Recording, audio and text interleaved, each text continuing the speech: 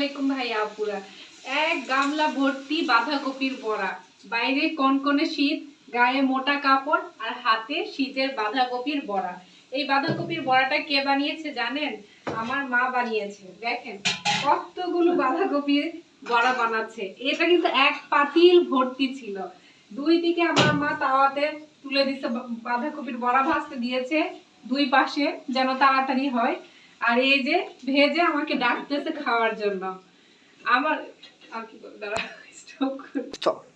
বাঁধাকপির বড়া এটা আমার এত পছন্দের একটা খাবার, কিন্তু আমি কিন্তু এত সুন্দর করে কিছুই বানাতে পারি না। আমার মা না থাকলে আমার মনে হয় শীতের পিঠা পুলি জিহ্বার মধ্যে একটুও পড়তো না। আমার মা এমন কোনো জিনিস নাই যে আমার মা বানাতে পারে না। আমার মা আল্লাহর রহমতে সব কিছু পিঠা পুলি শীতের সব কিছু বানাতে পারে, এবং এত সুন্দর করে পুলি পিঠা বানায় ভাইয়া পুরা, যে দেখলে আপনারা অবাক হয়ে যাবেন।